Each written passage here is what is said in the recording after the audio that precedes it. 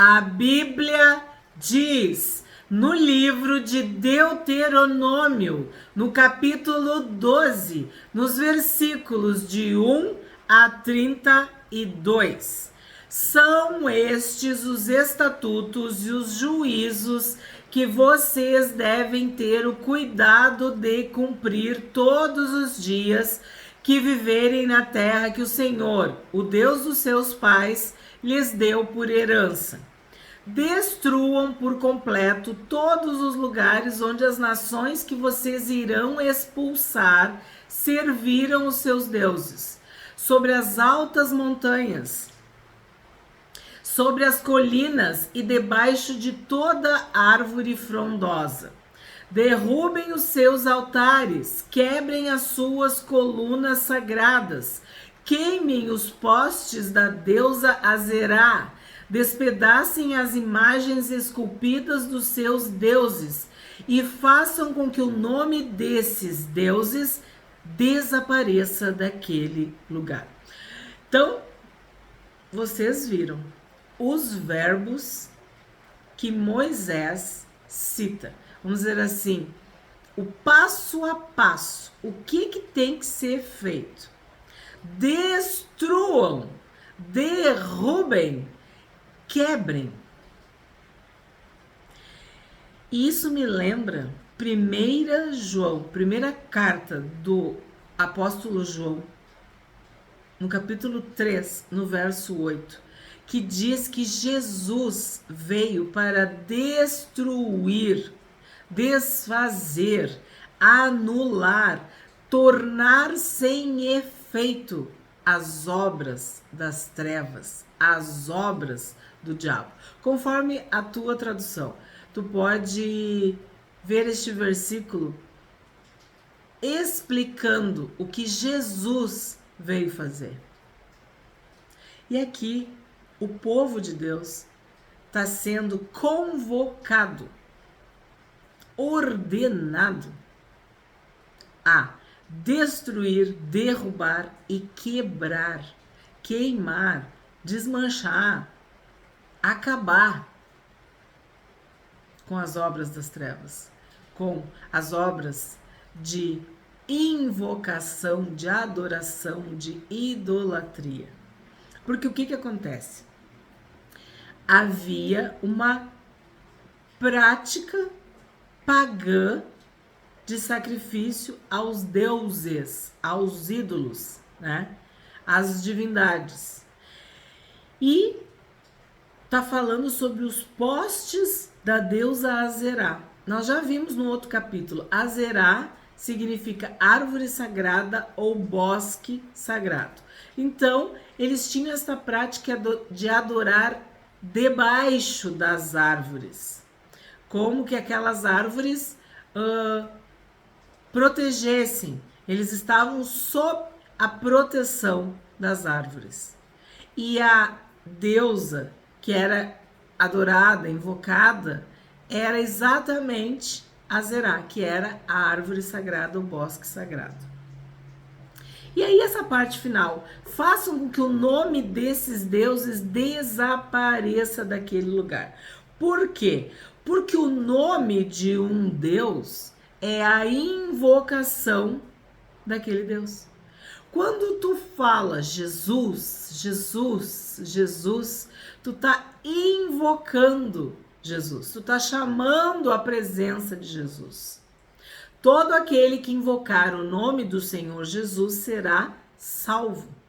Então, quando tu fala santo, santo, santo, tu tá te conectando com os anjos, com a milícia celestial, com o exército celestial, que fica 24 horas na presença de Deus, dizendo santo, santo, santo.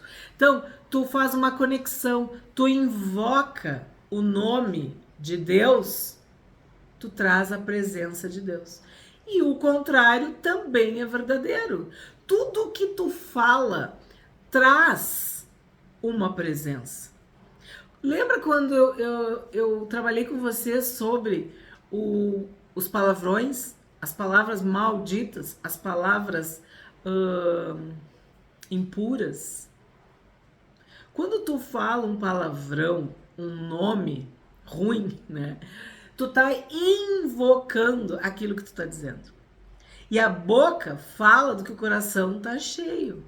Então, quando tu menciona um nome, uma palavra, é porque aquilo tá no teu coração, aquilo é da tua essência. E foi esse raciocínio que eu procurei desenvolver com vocês, para que vocês entendessem que todas as palavras que nós proferimos, que nós dizemos, são invocações, seja para o bem, seja para o mal. Quando o profeta Isaías recebe a visitação de Deus, ele tem aquela visão do trono de Deus, ele diz: ai de mim, que tenho lábios impuros e habito no meio, com um povo de impuros lábios. O que ele está dizendo ali? Que ele era fruto daquele ambiente, daquele entorno, daquele convívio, que ele estava agindo como os seus pares.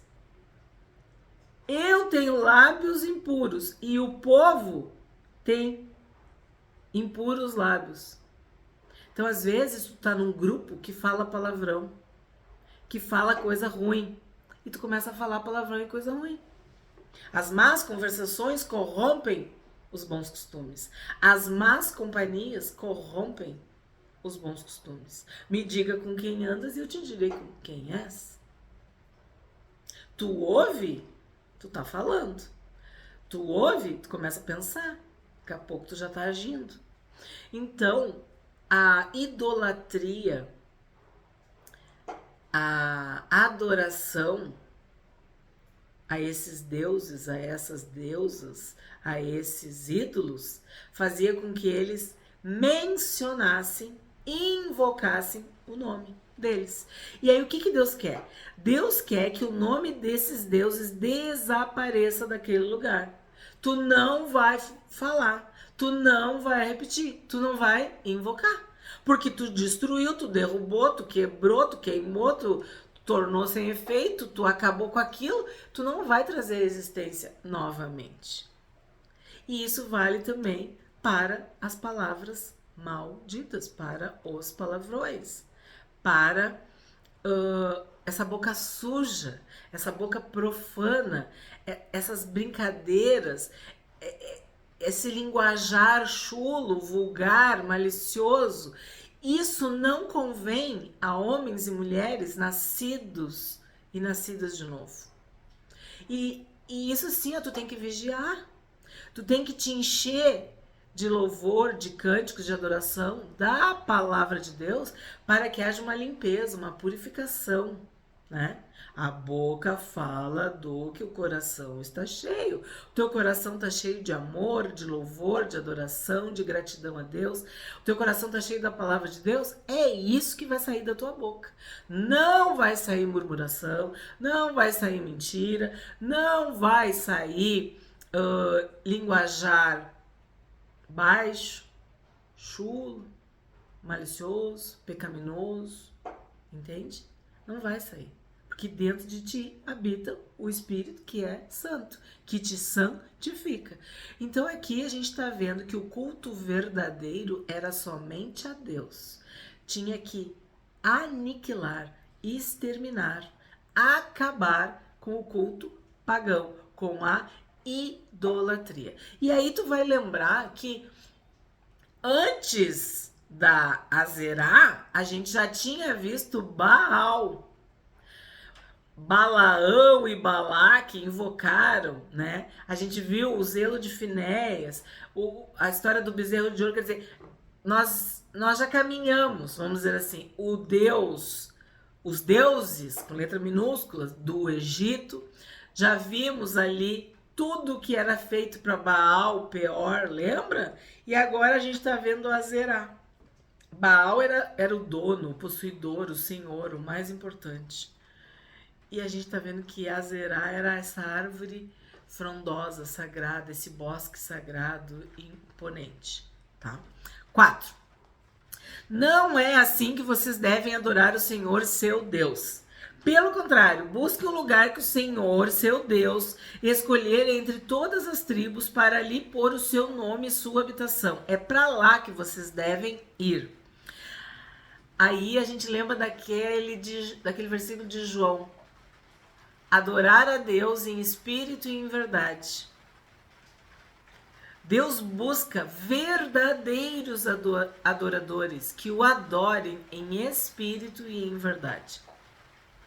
É para lá que vocês devem ir. É para este lugar espiritual e verdadeiro de culto, de adoração e de louvor que nós, filhos e filhas de Deus, devemos ir, devemos buscar. A esse lugar vocês devem levar os seus holocaustos, os seus sacrifícios, os seus dízimos, as ofertas que vocês prepararam, as ofertas prometidas, as ofertas voluntárias e os primogênitos das vacas e das ovelhas de vocês. Então, o que simboliza tudo isso? Tudo que nós temos, tudo que nós somos. A adoração é entrega total, dedicação total, completa, absoluta ao Senhor. Tu baixa a cabeça, tu fecha os olhos, tu silencia o teu eu e tu adora, tu glorifica, tu honra, tu louva. Tu tá na presença de Deus. Tu encontra este lugar de ligação, de união, de conexão, de intimidade com Deus durante a adoração. Ali vocês comerão diante do Senhor seu Deus e se alegrarão em tudo que fizerem, vocês e as suas famílias, no que o Senhor seu Deus os tiver abençoado. Então, claro, aqui está sendo falado especificamente sobre alimento, mas nós somos alimentados e fortalecidos espiritualmente quando adoramos, louvamos. Nós somos cheios do Espírito Santo com louvor, com adoração, com cânticos e hinos espirituais, na presença de Deus. Adorar a Deus é com alegria, é na presença de Deus que a gente é renovado. E aí tem essa parte que fala, ó, vocês e as suas famílias. Então, existe um lugar em Deus para adoração.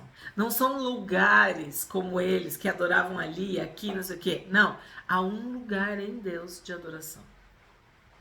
E não é deuses, é um Deus. Não são deuses, é um único Deus. O Deus Pai, o Deus Filho, o Deus Espírito Santo. O Deus Todo-Poderoso, onipotente, onisciente, onipresente. O Deus vivo, o Deus Criador. Então, aqui está sendo bem claro. Há uma diferença entre Deus e deuses, entre lugar e lugares, entre a verdadeira adoração e a idolatria. 8. Vocês não farão como hoje estamos fazendo aqui, cada um segundo melhor lhe parece, porque ainda não entraram no descanso e na herança que o Senhor seu Deus lhes dará. Aí aqui nós temos que lembrar desta palavra que aparece muito em Hebreus, descanso, que Davi também no Salmo 23 fala do descanso, do refrigério, do repouso. Só em Deus que nós encontramos descanso e repouso. E sim, o descanso eterno, o repouso eterno, perpétuo, absoluto, né? Só no céu com Deus. Mas há um lugar de descanso, de refrigério, de paz na presença de Deus durante a adoração, durante uma vida de adoração. 10. Mas vocês irão passar o Jordão e morar na terra que o Senhor seu Deus lhes dará por herança. Ele lhes dará descanso de todos os seus inimigos ao redor e vocês viverão seguros. Então, nós vimos no outro capítulo. Deus cuida de Israel, Deus ama Israel, Deus abençoa Israel. Os olhos de Deus estão sobre Israel. Então, ninguém vai poder resistir a Israel. Todos os inimigos, os poderes, os domínios, os governos, as nações, os países, os inimigos, seja eles de ordem física, né, assim, geográfica, seja espiritual. todos serão derrotados, porque essa é a promessa de Deus para Israel, para o povo de Deus, para os filhos e as filhas de Deus. Então vocês vão habitar seguros, sem temor do mal, em segurança, protegidos, guardados. 11. Então haverá um lugar que o Senhor seu Deus escolherá para ali fazer habitar o seu nome.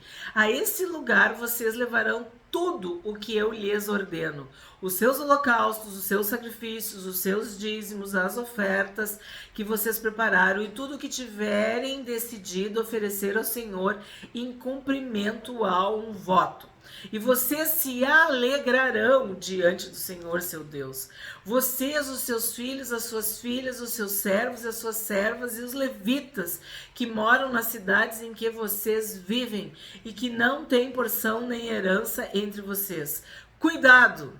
Não ofereçam seus holocaustos em qualquer lugar que encontrarem, mas no lugar que o Senhor escolher numa das tribos de vocês. Ali vocês devem oferecer os seus holocaustos e ali farão tudo o que lhes ordeno. Então, não é qualquer lugar, não é onde é que tu acha. Lembra da oferta de Caim? Do jeito que ele quis, no tempo que ele quis? Não. É do jeito que Deus quer, é onde Deus manda, é como que Deus ordena. E aqui me chama a atenção: filhos e filhas diante do Senhor, servos e servas diante do Senhor, com alegria. E os levitas, a presença de Deus no meio deles. Os levitas não tinham terra, né? Eles eram sem terra, sem herança na terra. A porção deles era o Senhor. E eles iam habitar com seus irmãos. Eles não têm porção nem herança entre vocês, mas deveriam ser honrados, porque eles representavam o próprio Deus.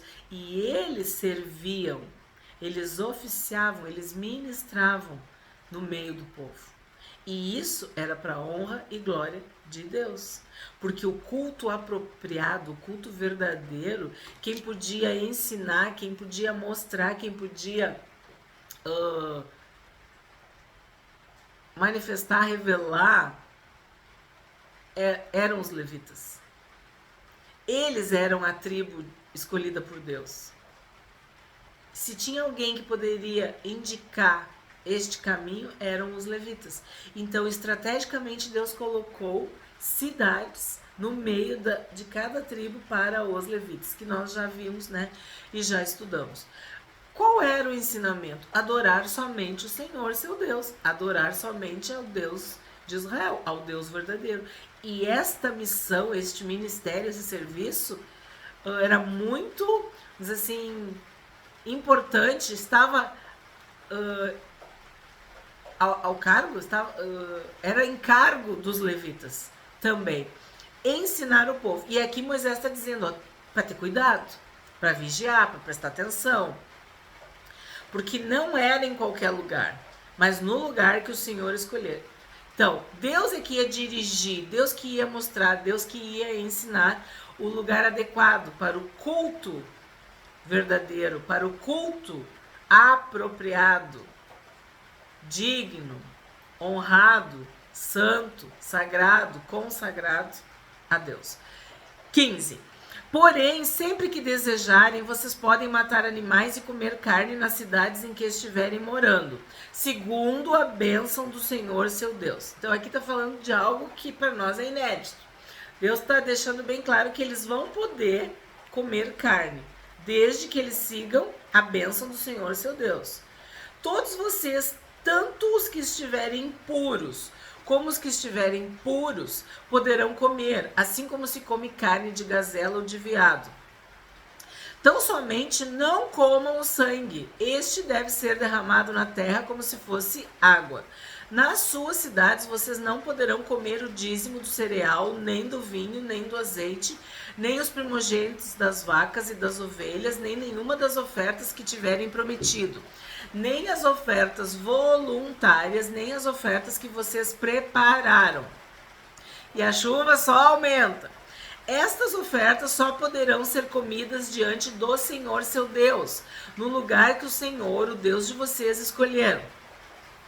Isto se aplica a vocês, a seus filhos e filhas, a seus servos e servas, e aos levitas que moram nas cidades onde vocês vivem. Vocês se alegrarão diante do Senhor seu Deus em tudo o que fizerem. Tenham cuidado de não desamparar o levita durante todo o tempo em que vocês viverem naquela terra. Eu li corrido, mas eu vou explicar agora. Então, havia aqui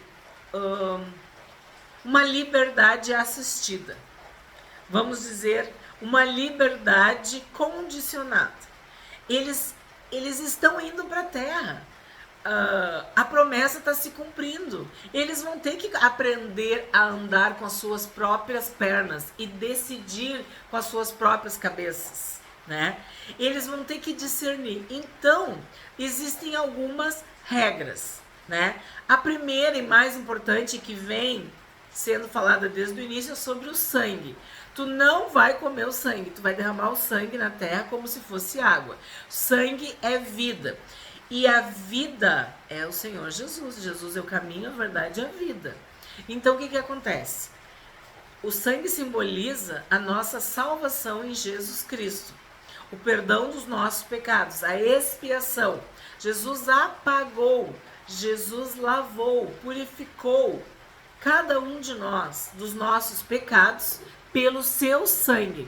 Então, este povo está caminhando, aprendendo, discernindo a importância do sangue, para entender que sem derramamento de sangue não há expiação de pecados, não há perdão de pecados, não há salvação.